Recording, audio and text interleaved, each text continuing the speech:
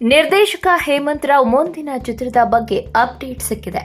ಪ್ರಿಯಾಮನು ಕತೆ ಹೇಳಿ ಗೆದ್ದಿದ್ದ ಹೇಮಂತ್ ರಾವ್ ಇದೀಗ ಶಿವರಾಜ್ ಕುಮಾರ್ ಜೊತೆ ಸಿನಿಮಾ ಮಾಡಲು ಮುಂದಾಗಿದ್ದಾರೆ. ಈಗ ಚಿತ್ರತಂಡ ಕಡೆಯಿಂದ ಅಧಿಕೃತ ಅಪ್ಡೇಟ್ ಸಿಕ್ಕಿದೆ.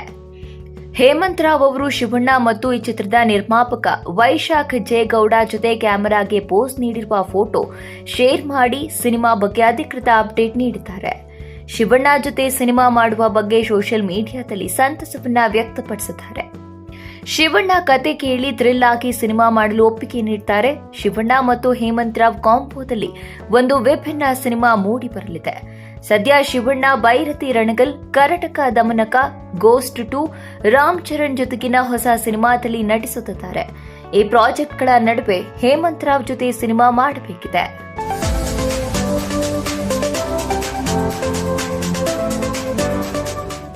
ರಾಧಿಕಾ ಪಂಡಿತ್ ಸಿನಿಮಾದಿಂದ ದೂರ ಉಳಿದಿರೋದು ನಿಜ. ಹಾಗಂತ ಅವರಿಗೆ ಇರೋ ಕ್ರೇಜ್ ಕಮ್ಮಿಯಾಗಿಲ್ಲ. ಸಿನಿಮಾಗೆ ಮತ್ತೆ ಕಮ್ಬ್ಯಾಕ್ ಮಾಡುವುದನ್ನ ಅವರು ಫ್ಯಾನ್ಸ್ ಎದುರು ನೋಡುತ್ತಲೇ ಇದ್ದಾರೆ. ಆದರೆ ಯಾಕೋ ಇನ್ನು ಯಾವುದೇ ಹೊಸ ಸಿನಿಮಾಗೆ ಗ್ರೀನ್ ಸಿಗ್ನಲ್ ಕೊಟ್ಟಿಲ್ಲ. ಸಿನಿಮಾದಿಂದ ದೂರವಿದ್ರೂ ಕೂಡ ರಾಧಿಕಾ ಪಂಡಿತ್ ಸೋಷಿಯಲ್ ಮೀಡಿಯಾದಲ್ಲಿ ಆಕ್ಟಿವ್ ಆಗಿರ್ತಾರೆ. ತಮ್ಮ ಇನ್ಸ್ಟಾಗ್ರಾಮ್ ಖಾತೆಯಲ್ಲಿ ಕೆಲವು ಫೋಟೋಗಳನ್ನ ಶೇರ್ ಮಾಡಿಕೊಂಡಿದ್ದಾರೆ. ಇದು ರಾಧಿಕಾ ಪಂಡಿತ್ಗೆ ಹೊಸತೇನೂ ಅಲ್ಲ. ತಮ್ಮ ಅಭಿಮಾನಿಗಳಿಗೆ ಏನಾದರೂ ಹೇಳಬೇಕು ಅನಿಸಿದ್ರೆ ತಮ್ಮ ಫೋಟೋಗಳನ್ನ ಶೇರ್ ಮಾಡಿಕೊಂಡು ಶುಭಾಶಯವನ್ನ ಕೋರುತ್ತಾರೆ. ನಿನ್ನೆ ಕೂಡ ಇಂತಹದ್ದೇ ಒಂದು ಉದ್ದೇಶವನ್ನ ಇಟ್ಟುಕೊಂಡು ಕೆಲವು ಫೋಟೋಗಳನ್ನ ಶೇರ್ ಮಾಡಿಕೊಂಡು ಪ್ರೇಮಿಗಳ ಮಾಸಕ್ಕೆ ಹಲೋ ಎಂದು ಬರೆದುಕೊಂಡಿದ್ದಾರೆ.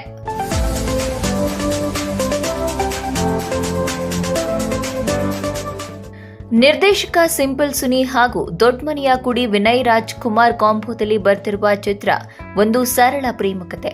ಈ ಸಿನಿಮಾ ಮೇಲೆ ಸ್ವಲ್ಪ ನಿರೀಕ್ಷೆ ಹೆಚ್ಚಾಗಿಯೇ ಇದೆ. ಸದ್ಯ ಹಾಡುಗಳಿಂದ ಸ್ಯಾಂಡಲ್ವುಡ್ ಟಾಕ್ ಆಗುತ್ತಿರುವ ಒಂದು ಸರಳ ಪ್ರೇಮಕತೆ ಆಗಮನಕ್ಕೆ ದಿನಗಣನೆಯಷ್ಟೇ ಬಾಕಿ ಇದೆ. ಸದ್ಯ ಕ್ಯಾರೆಕ್ಟರ್ ಟೀಸರ್ ಬಿಟ್ಟು ನಿರೀಕ್ಷೆ ಹೆಚ್ಚಿಸಿರುವ ಸುನಿ ಈಗ ಒಂದೊಂದೇ ಹಾಡು ಬಿಡುಗಡೆ ಮಾಡುವ ಮೂಲಕ ಚಿತ್ರ ಪ್ರೇಮಿಗಳಿಗೆ ಆಮಂತ್ರಣ ನೀಡುತ್ತಿದ್ದಾರೆ. ಒಂದು ಸರಳ ಪ್ರೇಮಕತೆ ಸಿನಿಮಾದ ಮತ್ತೊಂದು ಮೆಲೋಡಿ ಮಸ್ತಿ ಅನಾವರಣಗೊಂಡಿದೆ.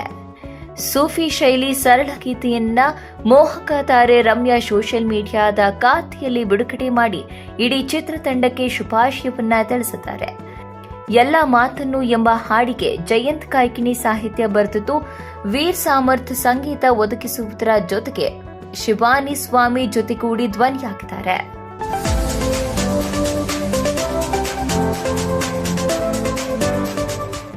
ನಮ್ರತಾ ಗೌಡ ಅವರು ಇತ್ತೀಚೆಗೆ ಬಿಗ್ ಬಾಸ್ಗೆ ಕಾಲಿಟ್ಟು ಸಾಕಷ್ಟು ಜನಪ್ರಿಯತೆ ಪಡೆದುಕೊಂಡಿದ್ದಾರೆ. ಅವರಿಗೆ ಬಿಗ್ ಬಾಸ್ ಮನೆಯಲ್ಲಿ ಸ್ನೇಹಿತ್ ಗೌಡ ಸಾಕಷ್ಟು ಬಾರಿ ಪ್ರಪೋಸ್ ಕೂಡ ಮಾಡಿದ್ರು. ಆದರೆ ಇದನ್ನ ನಮ್ರತಾ ಗಂಭೀರವಾಗಿ ಪರಿಗಣಿಸಿಲ್ಲ. ಈಗ ಅವರು ಬಿಗ್ ಬಾಸ್ ಇಂದ ಹೊರಬಂದಿದ್ದು ಅವರಿಗೆ ಮದುವೆ ಬಗ್ಗೆ ಪ್ರಶ್ನೆಗಳು ಎದುರಾಗಿವೆ. ಇದಕ್ಕೆ ಅವರು ಉತ್ತರವನ್ನ ನೀಡಿದ್ದಾರೆ. ಮದುವೆ ಮೇಲೆ ನಂಬಿಕೆ ಹೋಗಿದೆ. ಮುಂದೆ ಯಾರಾದ್ರೂ ಒಳ್ಳೆಯ ಹುಡುಗ ಸಿಕ್ಕರೆ ಆ ಬಗ್ಗೆ ಆಲೋಚಿಸುತ್ತೇನೆ. ರಿಯಾಲಿಟಿ ಶೋನಲ್ಲಿ ಬಂದು ನೀನು ಇಷ್ಟ ಎಂದಾಗ ನಾನು ಅದನ್ನ ನಂಬಿಕೊಂಡು ಅವರ ಜೊತೆ ಜೀವನ ಕಟ್ಟಿಕೊಳ್ಳುವಷ್ಟು ದಡ್ಡಿ ನಾನಲ್ಲ. ನಾನು ಜೀವನದಲ್ಲಿ ಸಾಕಷ್ಟು ನೋಡಿದ್ದೇನೆ. ಮದುವೆ ಬಗ್ಗೆ ನಂಬಿಕೆ ತರಿಸುವವರು ಬರಬೇಕು ಎಂದಿದ್ದಾರೆ.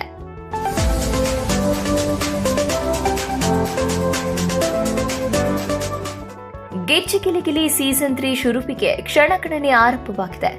ನಾಳೆ ಫೆಬ್ರವರಿ 3ರಂದು ಇದು ಪ್ರಸಾರವಾಗಲಿದೆ.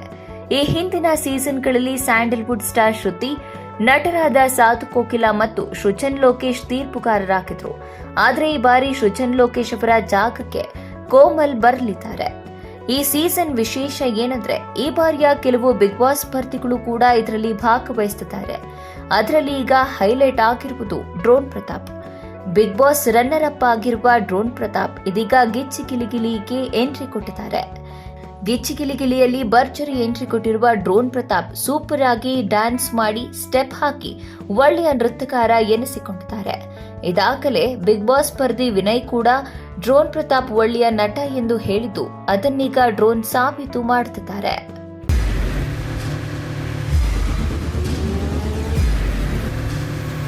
ಪ್ರಜಾಮಾರ್ಗ ನ್ಯೂಸ್, ಇದು ಜನಸಾಮಾನ್ಯರ ಧ್ವನಿ.